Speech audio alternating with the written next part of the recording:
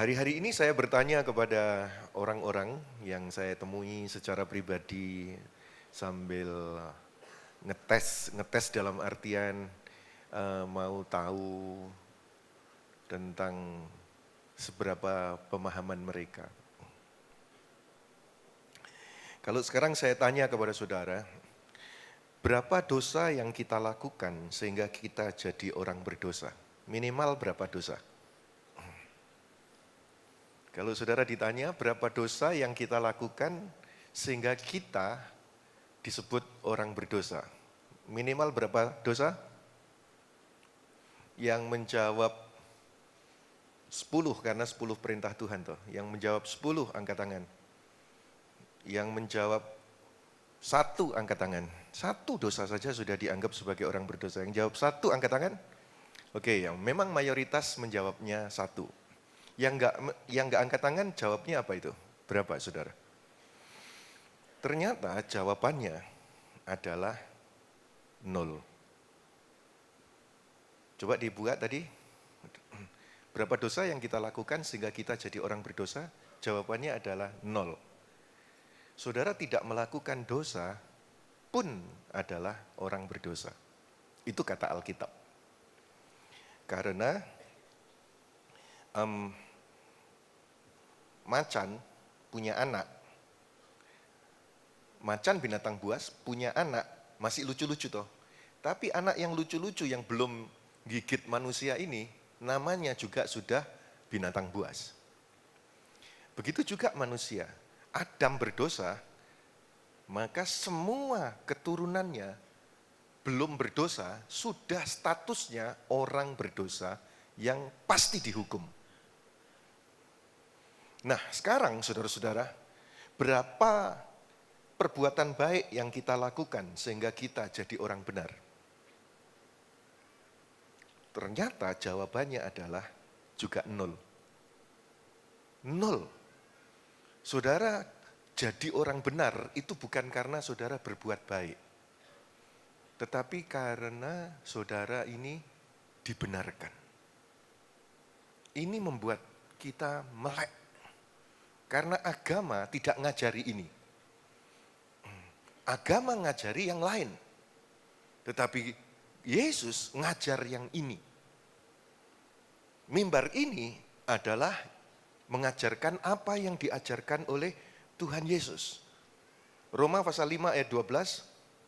Sebab itu sama seperti dosa telah masuk ke dalam dunia oleh satu orang, dan oleh dosa itu juga maut, demikianlah maut itu telah menjalar kepada semua orang, karena semua orang telah berbuat dosa. Satu orang telah berbuat dosa, maka semuanya berbuat dosa dan mati. Ini adalah firman Tuhan, bukan pendapat manusia. Ayat 18. Sebab itu, sama seperti oleh satu pelanggaran semua orang beroleh penghukuman, demikian pula oleh satu perbuatan kebenaran semua orang beroleh pembenaran untuk hidup. Adam berdosa, semua keturunannya berdosa. Memang saudara, Adam diciptakan segambar dengan rupa Elohim. Tetapi setelah dia berdosa, keturunannya, firman Tuhan menyebutkan, maka lahirlah Set. Bukan segambar rupa Elohim, segambar rupa Adam. Orang menyangka bahwa semua ciptaan manusia itu segambar rupa Elohim. Adam diciptakan segambar rupa Elohim. Set lahir segambar rupa Adam. Jadi Adam berdosa, gambarannya semuanya berdosa. Tetapi sebaliknya, satu perbuatan kebenaran yang dimaksudkan adalah Yesus, maka semua orang yang lahir dari roh beroleh pembenaran untuk hidup. Ayat 19. Jadi sama seperti oleh ketidaktaatan satu orang, semua orang telah menjadi orang berdosa. Demikian pula oleh ketaatan satu orang, semua orang menjadi orang benar. Karena Adam, semua orang menjadi orang berdosa. Karena Yesus, saudara dan saya yang percaya Yesus, kita semua menjadi orang benar. Yang bersukacita katakan amin. Jadi saudara itu adalah orang benar. Banyak orang tidak berani ngomong itu. Beraninya ngomong, aku pengikut Kristus, aku orang percaya. Tetapi tidak berani ngomong, aku orang kudus. Padahal saudara-saudara, saudara menjadi orang kudus, itu bukan karena perbuatan-perbuatan baik. Tetapi karena engkau percaya Yesus, engkau dibenarkan, engkau menjadi orang kudus. Toleh kanan kirimu katakan begini, kamu itu orang kudus. Ayo saudara-saudara. Haleluya. Oh enggak, aku orang Semarang. Oh enggak, aku orang Makassar. Bukan saudara. Tetapi yang dimaksudkan adalah saints. Orang-orang kudus. Bukan sin. Dari sin menjadi saints. Jadi dari berdosa menjadi orang kudus. Dan berapa perbuatan baik supaya saudara jadi orang kudus? 0. Karena engkau dibenarkan. Yang bersukacita. Kita tepuk tangan yang meriah bagi Kristus Yesus Tuhan. Katakan amin. Nah, Yesus berdosa, dibuat berdosa supaya kita menjadi benar. Yesus berdosa, disalibkan supaya kita menjadi benar. Sekarang pertanyaannya, berapa banyak dosa yang Yesus lakukan sehingga dia berdosa dan dihukum? Dia tidak lakukan dosa loh saudara. Tapi dia menjadi berdosa dan dihukum karena nanggung semua dosa kita. Padahal dia benar. Tidak melakukan dosa apapun. Nah sekarang saudara, berapa banyak kebenaran yang saudara lakukan sehingga menjadi orang benar dan diselamatkan? Jawabannya adalah 0. Karena kebenaran Yesus sudah diberikan kepada saudara, dosa saudara diberikan kepada Yesus. Sehingga dia mati supaya engkau hidup. Jadi saya, saudara, di dalam Yesus, itu tidak seperti orang Islam, tidak seperti orang Buddha, tidak seperti orang Konghucu, tidak seperti orang Kristen yang di bawah Taurat. Mereka semua ngejar untuk perbuatan baik sampai surga, berpuasa, berkorban, apa, mengejar dengan self-efforts-nya, usaha pribadinya. Tetapi kekristenan yang sejati bukan mengejar dengan kekuatannya, tetapi pemberian Tuhan, kasih karunia Tuhan, engkau diselamatkan. Itu bukan hasil pekerjaanmu, tetapi pemberian Tuhan kepada kita semuanya.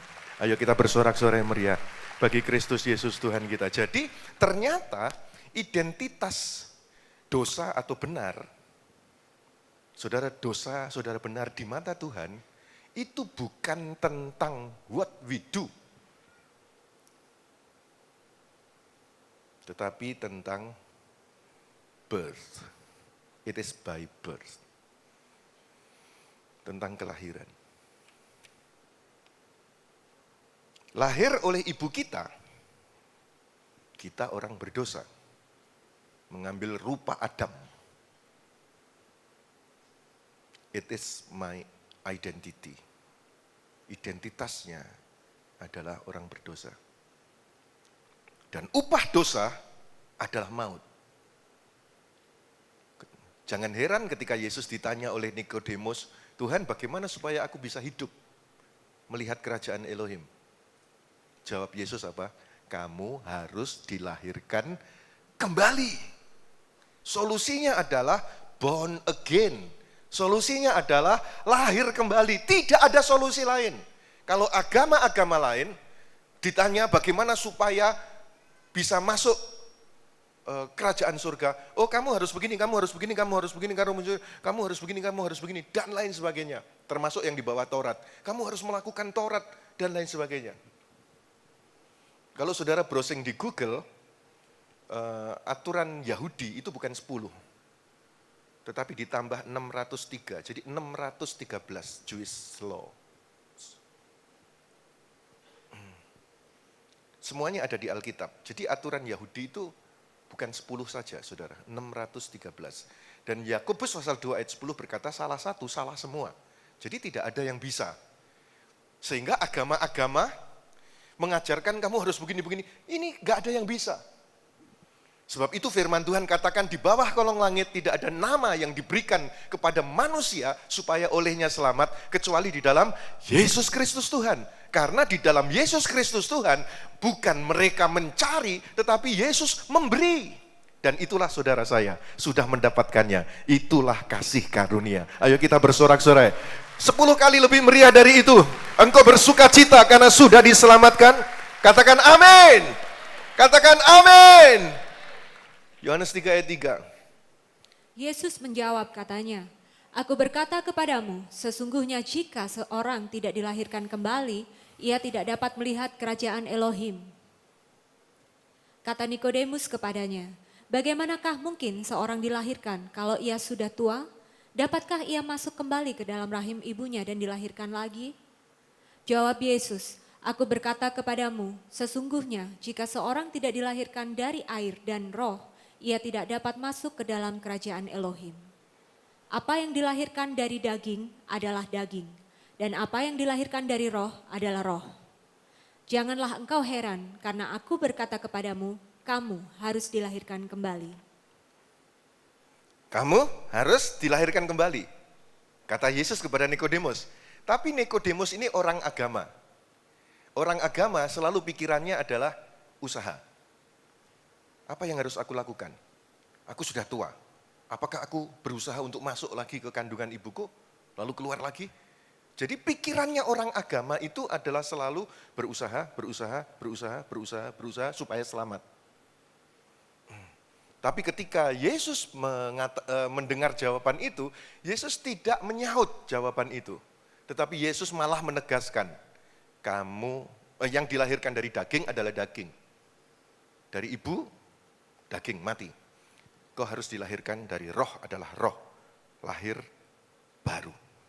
Nah, saudara-saudara, Nikodemus berkata, usaha, harus dengan usaha. Apakah betul begitu?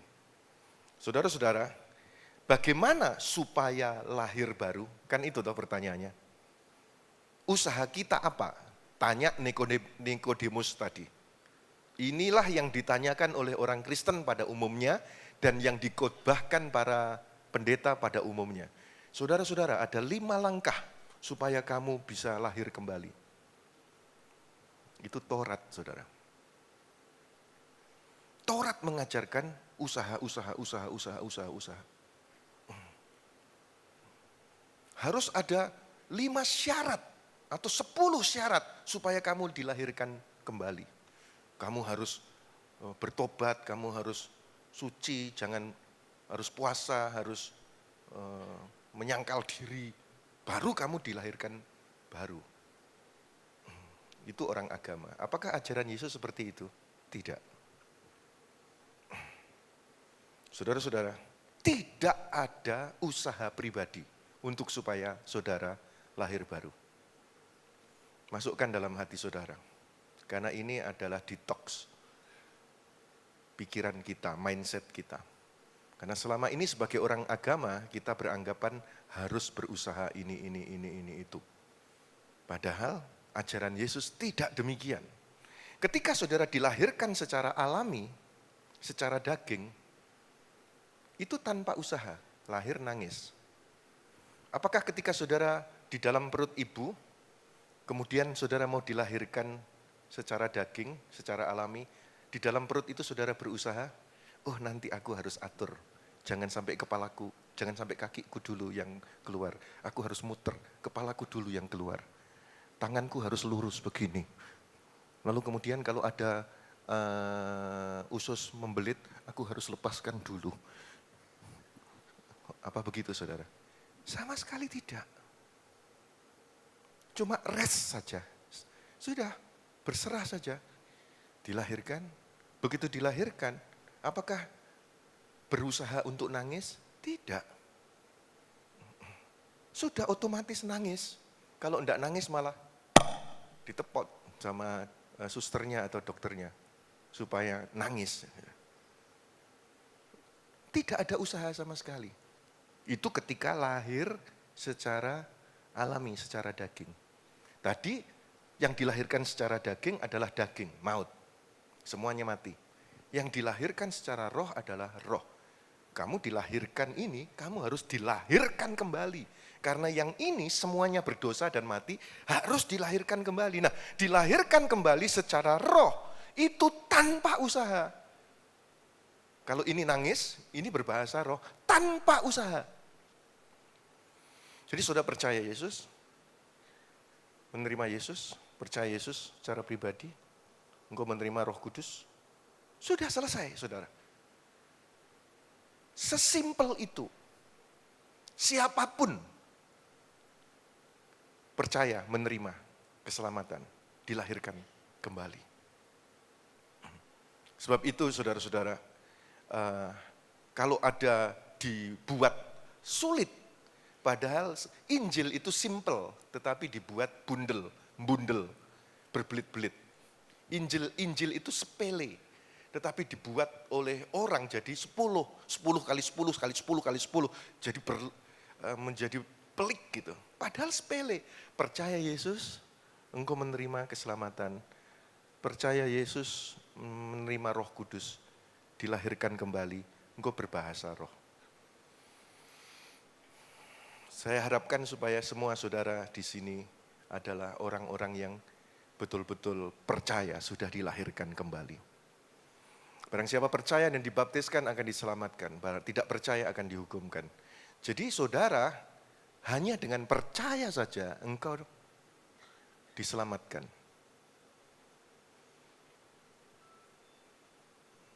Kalau ada kesempatan untuk dibaptiskan, saudara, itu tanda orang yang diselamatkan, dia dibaptis. Selam. Tetapi seperti yang disalib di sebelah Yesus, dia kan nggak punya kesempatan baptis.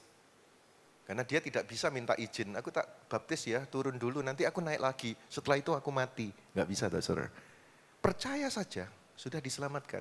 Tapi saudara, percaya Yesus, kan ada kesempatan untuk dibaptis. Sebab itu gereja ini bukan setahun sekali baptisan.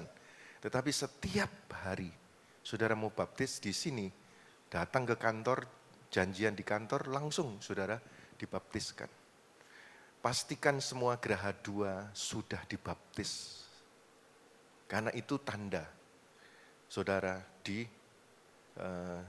orang yang diselamatkan dibaptiskan. Dan pastikan saudara meminta Roh Kudus, Tuhan penuhilah aku dengan rohmu yang kudus, aku terima dengan iman. Tanpa usaha saudara. Engkau terima dengan iman, sudah toh? Di mulut saudara itu ada kata-kata. Saudara mengucapkan, itulah bahasa roh.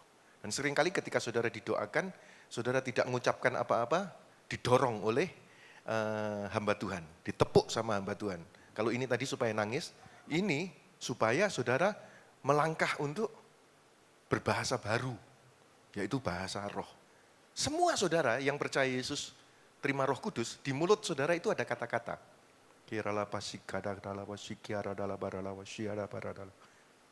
Saudara mengucapkan itu. Dan anak kecil ini menangis pun dia tidak tahu artinya tangisan. Saudara mengucapkan ini tidak tahu artinya apa. Nanti kita hari Senin ya saudara, kita akan berdoa khusus untuk Roh Kudus yang kreatif ini, supaya siapapun saudara, semua mempraktekkan itu, karena semua saudara sudah menerima Roh Kudus, mempraktekkan untuk berkata-kata di dalam bahasa roh. Pastikan untuk besok bisa bersama-sama dengan saya, kita berlama-lama untuk berbahasa roh, dan kita akan berdoa untuk itu. Oke, sekarang lanjut di Roma pasal 6 ayat yang keempat. Dengan demikian kita telah dikuburkan bersama-sama dengan Dia oleh baptisan dalam kematian, supaya sama seperti Kristus telah dibangkitkan dari antara orang mati oleh kemuliaan Bapa, demikian juga kita akan hidup dalam hidup yang baru. Terus, ya saudara-saudara disebutkan di sana bahwa kita dikuburkan dalam baptisan, mati, dibangkitkan dalam kemuliaan Bapa, hidup baru.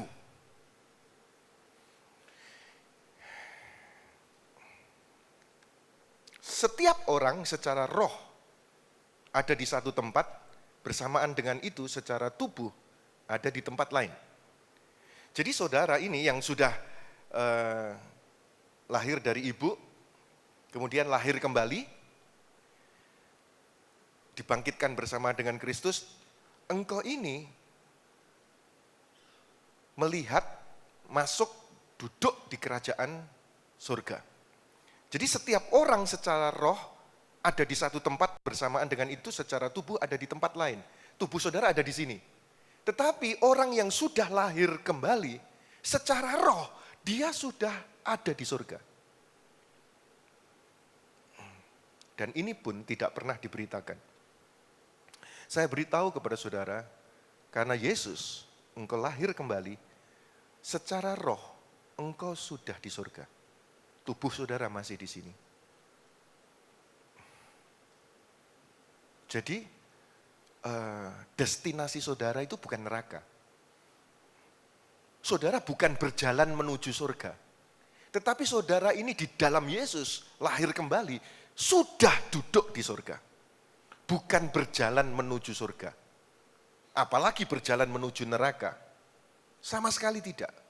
Saya, saudara, secara tubuh ada di sini, secara roh sudah di surga di dalam Yesus Kristus. Mari dibaca ayatnya, Efesus 2 ayat 4. Tetapi Elohim yang kaya dengan rahmat, oleh karena kasih-Nya yang besar yang dilimpahkannya kepada kita, telah menghidupkan kita bersama-sama dengan Kristus, sekalipun kita telah mati oleh kesalahan-kesalahan kita, oleh kasih karunia kamu diselamatkan. Jadi oleh karena kesalahan kita mati.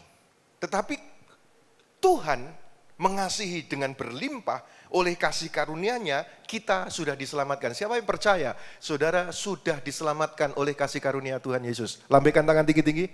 Ayo kita tepuk tangan yang meriah bagi Kristus Tuhan kita. Oke, biasanya orang Kristen berhenti di ayat ini. Lihat ayat berikutnya. Dan di dalam Kristus Yesus, Ia telah membangkitkan kita juga dan memberikan tempat bersama-sama dengan Dia di surga. Dan di dalam Kristus Ia telah membangkitkan, kita mati toh tadi, dibangkitkan, lahir kembali, dan memberikan tempat bersama-sama dengan Dia di surga. Kalau dalam teks bahasa Indonesia, tidak tahu apakah ini akan, apakah ini sedang, apakah ini sudah.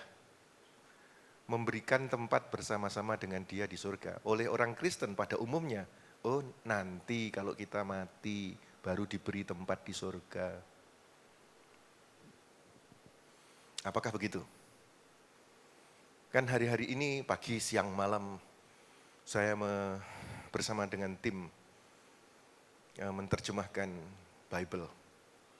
Saudara, ketemu dengan, kalau menerjemahkan Bible itu bukan dari satu bahasa, satu versi kepada versi Indonesia kita, tidak.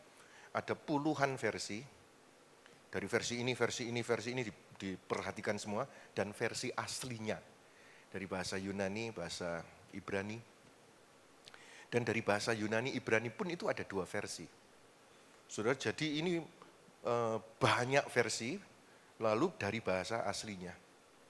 Oke. Nah, dari sana saudara muncul pemahaman-pemahaman yang baru. Misalnya ini tadi, ayat 6. Memberi tempat bersama dengan Dia di surga. Ini sudah atau sedang atau akan. Semua orang Kristen berkata akan. Tetapi ternyata aslinya dikatakan apa? Ayat 6 di King James Version dulu. And hath raised us up together, and made us sit together in heavenly places in Christ Jesus. Telah membangkitkan kita bersama-sama and made us. Sudah berlalu, sudah terjadi. Dan membuat kita duduk. Sudah duduk. Itu di dalam King James Version. KJV itu King James Version. Baca di versi AMP, Amplified Bible. And He raised us up together with Him, and made us sit down together, giving us joint sitting with Him in the heavenly sphere by virtue of our being in Christ Jesus, the Messiah, the Anointed One. Saudara-saudara, semua versi yang saya baca itu sudah terjadi. Ketika saudara dilahirkan kembali, engkau langsung duduk di sana. Jadi engkau bukan sedang berjalan, apalagi ke neraka. Tidak, saudara-saudara. Nah, itulah pentingnya untuk saudara pahami. Wah, di dalam Yesus sudah ada jaminan, bukan insya Allah. Tetapi di dalam Yesus ada sebuah kepastian, sampai, pasti, dan ada di dalam kerajaan surga. Kita tepuk tangan yang meriah bagi Kristus Yesus Tuhan kita. Katakan amin. Katakan amin. Saya warga surga. 1, 2, 3. Saya warga surga. Toleh kanan kiri saudara, kamu warga surga. Kamu warga surga. Mau masuk ke Amerika saja enggak mudah. Mau masuk ke Australia saja enggak mudah. Cari visa. Enggak mudah. Sulit. Tetapi mau masuk surga, menurut agama-agama lain, tidak mudah. Tetapi oleh Yesus, engkau bukan berusaha, tetapi engkau menerima kasih karunia. Saudara-saudara, nah seringkali karena orang-orang membaca firman Tuhan itu dari Kejadian sampai Wahyu itu tidak pakai kacamata, maka kemudian kabur. Membaca Alkitab itu seperti melihat film 3 dimensi. Pernah enggak yang melihat film 3 dimensi? Kan sebelum saudara masuk ke gedung itu, semuanya kan dikasih kacamata. Semua kasih kacamata. Begitu filmnya main, 3 dimensi toh, saudara, kalau saudara enggak pakai kacamata, maka kabur semua. Tapi begitu saudara pakai kacamata, wah, bagus ya, hidup gitu. Nah, orang membaca Alkitab harus pakai kacamata. Namanya adalah kacamata perjanjian baru. Kalau saudara tidak pakai kacamata perjanjian baru, maka firman itu jadi kabur. Karena tidak semua yang tertulis di dalam firman itu untuk saudara orang percaya. Alkitab itu, who to whom, siapa yang ngomong kepada siapa ditujukan. Tuhan yang ngomong kepada Yahudi. Ahli Taurat, orang Farisi. Ini Tuhan ngomong kepada Yahudi. Itu beda dengan kepada saudara. Lalu Tuhan ngomong kepada orang yang percaya Yesus, yaitu saya, saudara. Beda lagi. Tuhan ngomong kepada orang tidak percaya. Beda lagi. Nah, ketika saudara Tuhan ngomong kepada orang Yahudi, lalu saudara terapkan kepada dirimu, enggak jalan. Misal, ahli Taurat, anak muda yang jago Taurat ini bertanya, Tuhan, bagaimana supaya aku selamat? Yesus berkata, lakukan 10 perintah Elohim. Oh, dari sejak muda aku sudah lakukan. Sombong tuh dia. Jangan membunuh, jangan berzina, jangan bersaksi dusta. Oh, aku sudah melakukan semuanya. Yesus katakan, sekarang tinggal satu kekuranganmu. Juallah hartamu, kasih kepada orang miskin, lalu ikutlah aku. Saudara, ayat ini apakah untuk saudara? Sekarang saya ngomong kepada saudara, mau ikut Yesus, mau selamat, juallah hartamu, berikan kepada orang miskin, lalu semuanya jadi full timer di gereja ini. Ayo, saudara. Kan bukan begitu. Kenapa Yesus berbicara itu? Karena dia ngomong kepada orang Yahudi yang membanggakan Taurat. 10 perintah sudah aku lakukan semuanya. Padahal jual hartamu, berikan kepada orang miskin, itu hukum yang pertama.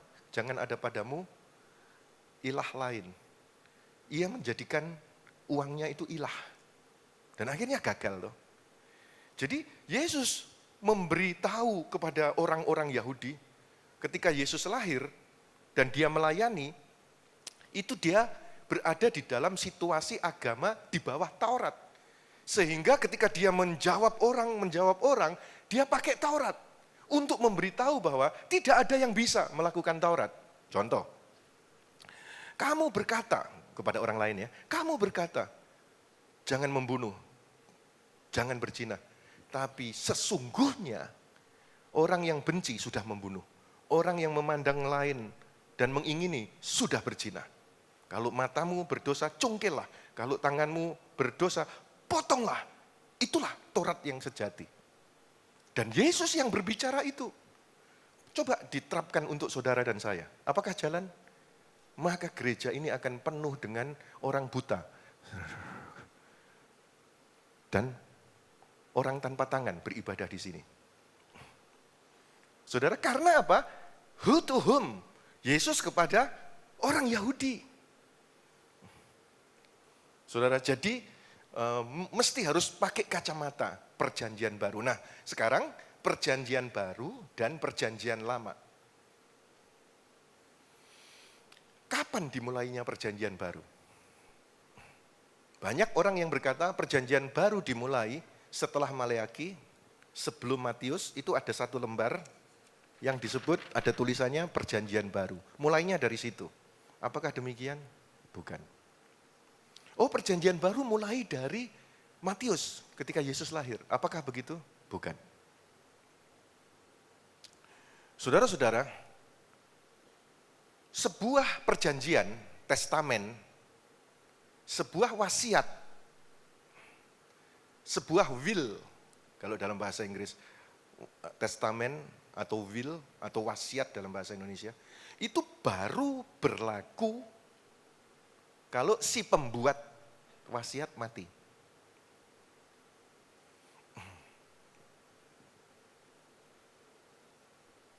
Nah, yang membuat wasiat siapa? Yahweh di dalam Yesus. Wasiat yang lama, kalau kamu setia, aku setia. Kalau kamu jahat, aku akan menghukum kamu.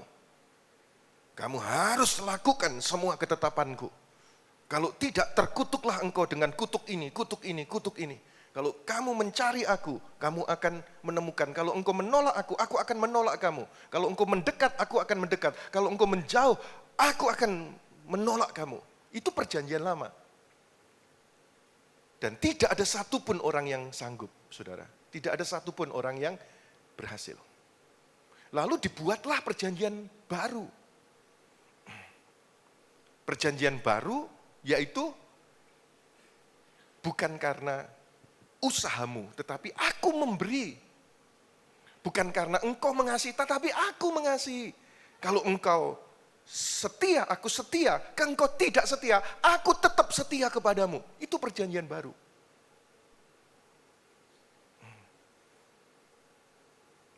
Engkau dibenarkan bukan karena perbuatanmu, engkau dibenarkan karena darahku. Itu perjanjian baru. Aku tidak akan meninggalkanmu. Aku memilihmu, menetapkanmu, dan tidak ada seorang pun yang merebut kamu dari tanganku. Ini perjanjian baru. Nah, kapan perjanjian baru ini mulai berlaku? Yaitu si pembuat perjanjian harus mati dulu. Jadi perjanjian baru itu mulai ketika Yesus mati di atas kayu salib.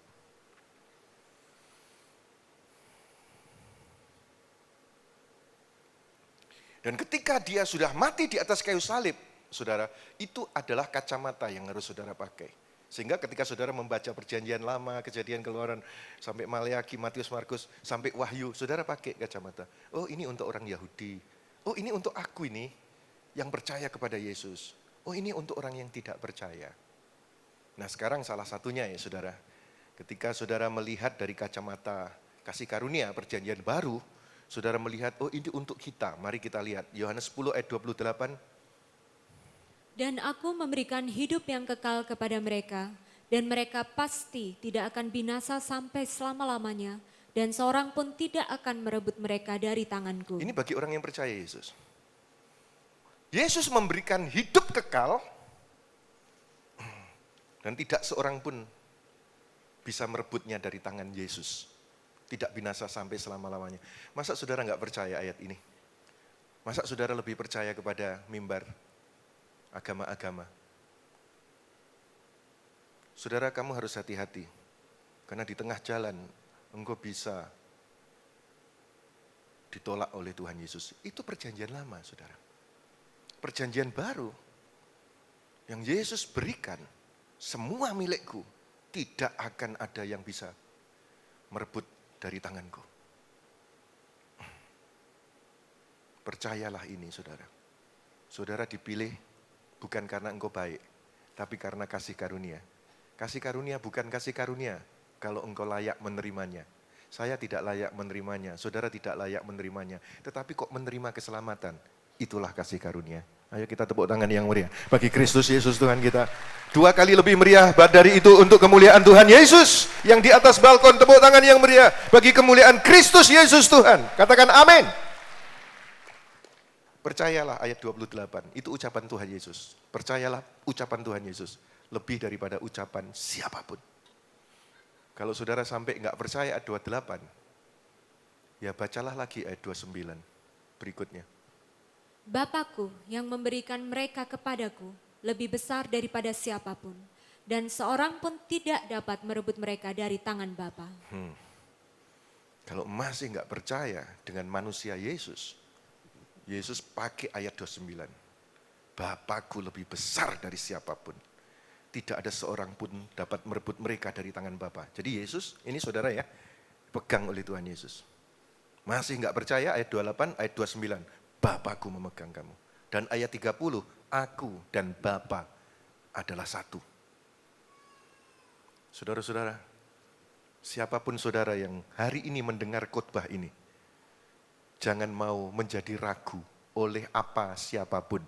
Engkau aman di tangan Yesus Kristus. Engkau selamat selama-lamanya dalam kemuliaan Kristus Tuhan. Katakan amin. Katakan amin. Tentunya akan timbul pertanyaan, Pak, bagaimana tentang ayat ini? Bagaimana tentang ayat itu? Saudara-saudara, semua pertanyaan saudara bisa tanyakan kepada saya, kepada kami. Semua ada jawaban yang gamblang, yang jelas, bahwa yang kebenaran adalah ini. Loh Pak, bukankah Yesus memberikan perumpamaan, akulah pokok dan kamulah carangnya. Kalau kamu tidak berbuah, maka akan dipotongnya. Berarti kan kehilangan. Jadi kita harus berbuah, Pak. Berusaha berbuah, kalau enggak, kita akan dipotong. Saudara, jadi orang Kristen tetapi mindsetnya masih perjanjian lama. Yohanes 15 ayat 3. Setiap ranting padaku yang tidak berbuah dipotongnya, dan setiap ranting yang berbuah dibersihkannya supaya ia lebih banyak berbuah. Ayat 2 ya. Saudara-saudara, setiap ranting yang tidak berbuah dipotong, dibuang. Tetapi kalau saudara membaca dari versi-versi lain dan versi aslinya, kata dipotong itu aslinya adalah ahiro. Ahiro itu lift up, tapi menjadi dipotong. Jadi beda jauh. Pokok anggur itu kayak misalnya ini ya, ada pokok gini, lalu itu anggur itu kan merambat gitu, sehingga dikasih kayak tiang-tiang, lalu dia menjalar, merambat gitu, kayak tanaman rambat. Tidak boleh di tanah, harus diangkat, ditaruh di atas. Nah kalau ada ranting yang tidak berbuah, ranting yang tidak berbuah itu karena nggak kena sinar matahari, itu kayak begini, lalu kena tanah, nggak berbuah. Kalau ada ranting yang tidak berbuah, di ahiro itu di lift up, diangkat, ditaruh di tempat yang itu penopang itu supaya kena matahari. Jadi bukan dipotong tetapi di lift up. Saudara-saudara, demikian juga di dalam kekristenan, di dalam Yesus Ketika engkau tidak berbuah karena melihat urusan bawah terus, bumi terus, engkau diangkat supaya kena matahari, memikirkan perkara atas. Seperti saudara ibadah semacam ini. Engkau memikirkan perkara yang di atas. Engkau kena sinar dari atas, bukan hanya memikirkan perkara di bumi. Dan engkau berbuah. Saudara, jadi siapapun yang memiliki Kristus Yesus, dia akan dipertahankan sedemikian rupa. Bukan dibuang. Tetapi karena agama-agama di dunia, konsepnya begitu, usaha kalau salah dibuang, maka kekristenan kemasukan konsep berpikir itu. Padahal Yesus tidaklah demikian. Nah, saudara-saudara, kalau saudara membaca di dalam Roma pasal 6 ayat 10, Sebab kematiannya adalah kematian terhadap dosa, satu kali dan untuk selama-lamanya. Dan kehidupannya adalah kehidupan bagi Elohim. perhatikan saudara, Yesus Kristus mati satu kali untuk mengampuni semua dosa selama-lamanya. Kalau perjanjian lama, yang masih dipakai oleh orang Muslim, kalau ada orang dosa, 1 tahun sekali, mesti membawa korban. Domba lembu. Domba lembu dibawa kepada imam. Lalu imam cek, apakah lembu dombanya ini tidak bercacat. Kalau sudah, maka kemudian si orang berdosa itu naruh tangannya di situ, lalu disembelihlah domba itu, bukan orangnya. Sembelihlah domba itu. Begitu mencucurkan darah, maka terdapatlah pengampunan. Itu aturan Taurat. Selama 1 tahun. Jadi tidak setiap dosa bawa lembu, domba, setiap dosa, wah kemarin aku dosa bawa lagi. Enggak. Tapi darah itu bisa reserve pengampunan 1 tahun. Itu darah binatang. Darah Yesus diterjemahkan oleh orang Kristen. Oh, darah Yesus hanya untuk hari itu. Kalau besok kamu berdosa, kamu harus minta ampun lagi, dosa lagi, minta ampun lagi, dosa lagi, minta ampun lagi. Berarti ini untuk 1 tahun, ini untuk 1 hari. Betapa lebih rendahnya darah Yesus daripada darah domba. Darah domba saja, orang itu berdosa, reservenya 1 tahun. Bisa mengampuni 1 tahun. Darah Yesus, masuk cuma 1 hari. Dan itulah yang dikumandangkan sekarang ini. Yang benar adalah, Yesus Kristus mati sekali mengampuni dosa saudara selama-lamanya. Tidak perlu ada korban lagi. Yesus saja itu teramat cukup untuk mengampuni segala dosa kita. Kita tepuk tangan yang meriah bagi Kristus Yesus Tuhan. Ada yang berkata, oh Yesus hanya mengampuni dosa kita yang kemarin. Dosa kita hari ini dan akan datang, itu tanggung jawab kita.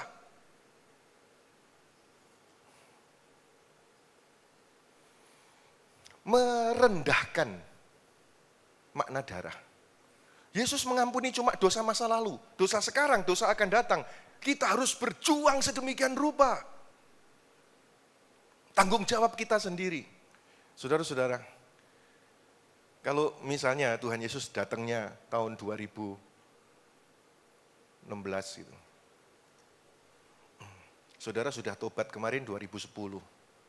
Maka 2010 sampai 2016, saudara harus berjuang sedemikian rupa. Kalau gagal, bisa masuk neraka. Enak yang bertobat di 2015 toh, saudara-saudaraku. Kenapa ada orang khotbah begini? Karena konsepnya perjanjian lama. Saudara, padahal Yesus Kristus sekali mati, dia bukan hanya mengampuni dosa masa lalu saudara, segala dosa saudara sudah dipikul oleh Yesus. Bahkan engkau sudah didudukkan di dalam kerajaan surga bersama-sama dengan dia. Ayo kita tepuk tangan yang lebih meriah lagi bagi Kristus Yesus Tuhan. Lebih meriah lagi bagi Kristus Yesus Tuhan.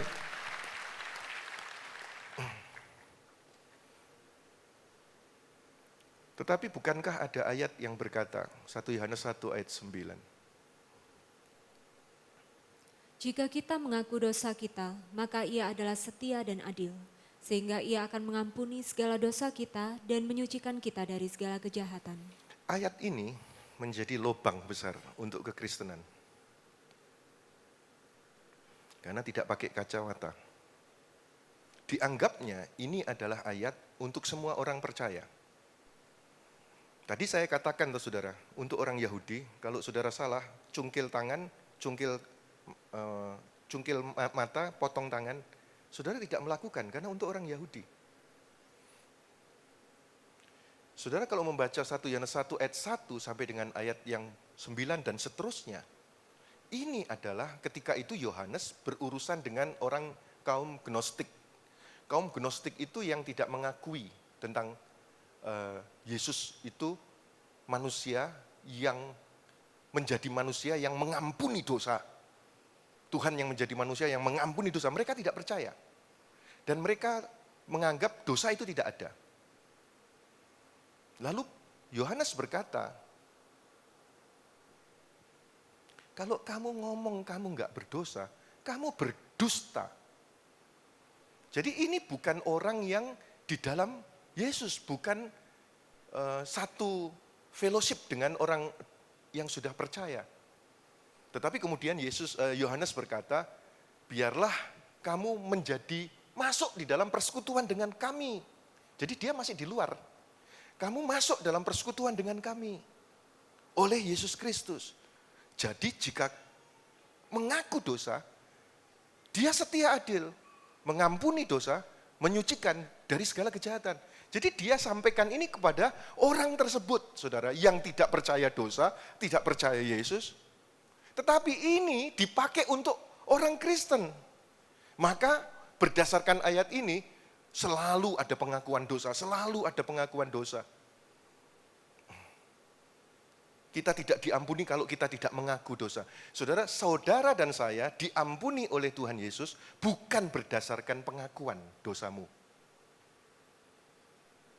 Tetapi berdasarkan darah Yesus. Saya ulang kalimat saya. Saudara diampuni dosa saudara bukan karena pengakuan dosamu. Tetapi karena Yesus mengasihimu, mencurahkan darah, dia mengampunimu. Kalau saudara baru diampuni oleh Tuhan, baru mengaku dosa kepada Tuhan, baru diampuni, tidak ada satupun kita yang selamat. Saudara-saudara, jadi ketika saudara mengaku dosa baru diampuni, tidak ada satupun yang selamat.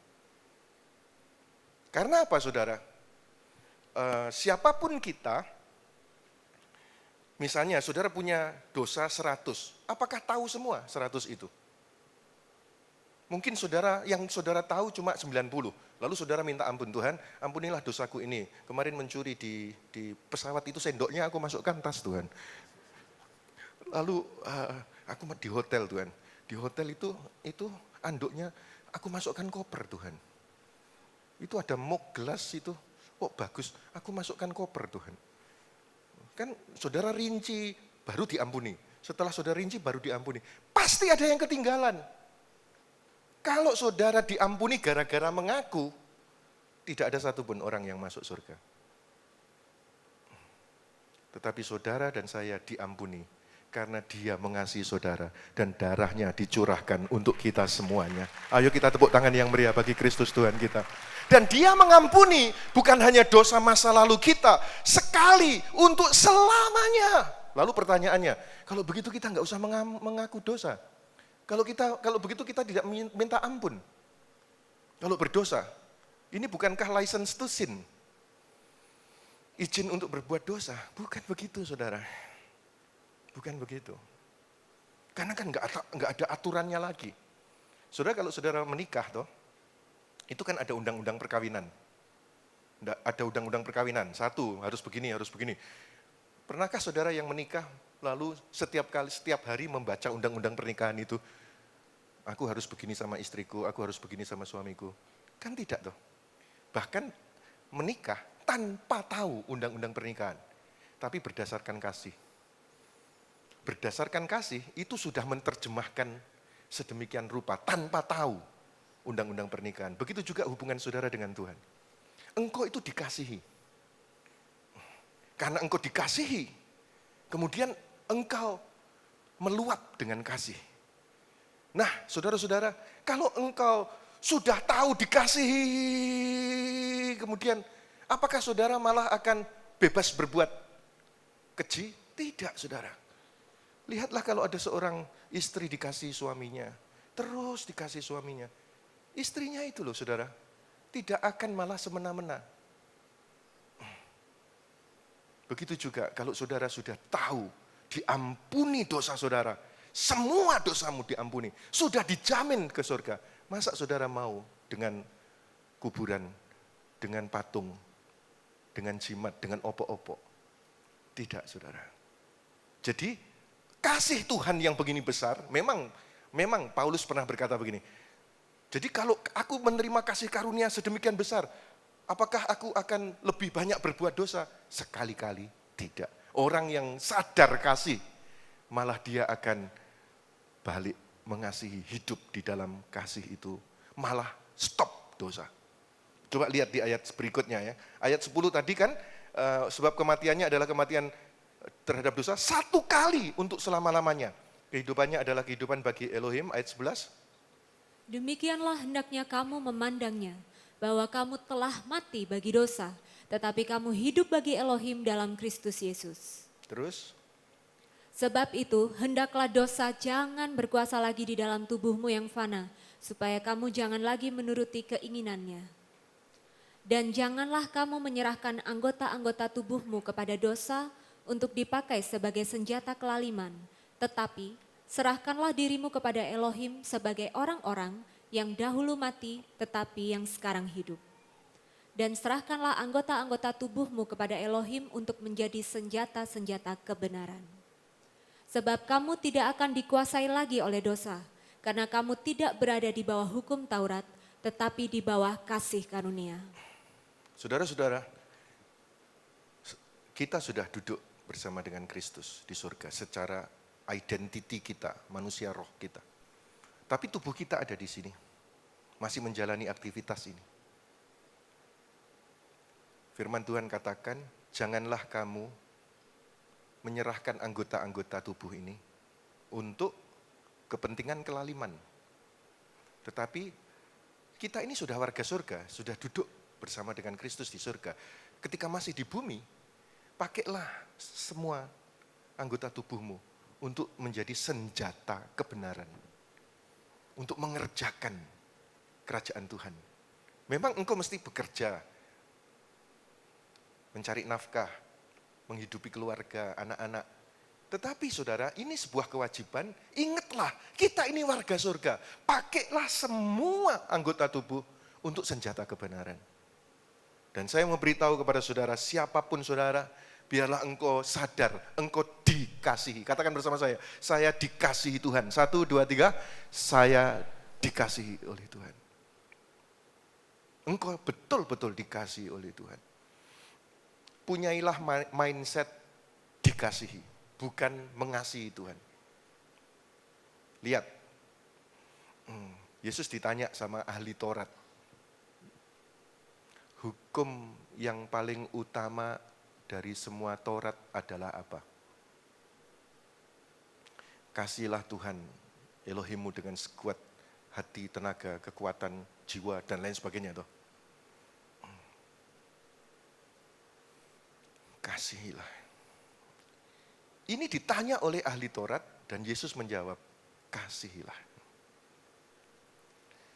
Tapi ada satu ayat, tidak ada manusia yang bisa mengasihi Tuhan. Dengan kata lain apa saudara? Yesus ingin menunjukkan, ini semua gagal. Semua yang ini gagal. Yang benar adalah mindset, engkau ini dikasihi oleh Tuhan. Petrus dan Yohanes. Yohanes kalau saudara temukan, selalu disebut murid yang dikasihi Yesus. Dikasihi Yesus. Murid yang dikasihi Yesus duduk di sebelahnya, menyandarkan kepalanya di bahu Yesus. Murid yang dikasihi berlari lebih dulu ke kubur Yesus. Murid yang dikasihi ada di bawah salib Yesus. Dikasihi, itu Yohanes. Kalau Petrus, mengasihi. Yesus berkata, semua akan meninggalkan aku. Petrus berkata, oh tidak Tuhan, I love you Tuhan, I love you, I love you, I love you. Semua enggak I love you, aku I love you Tuhan. Aku I love you Tuhan. Semua mengkhianatimu, aku tidak Tuhan. Yang berkata I love you, I love you, I love you, malah berkhianat. Yang dikasihi, malah sampai di kaki salib. Sebab itu mindset saudara bukan self-efforts mengasihi Tuhan. Tetapi saudara ada di sini karena dikasihi oleh Tuhan.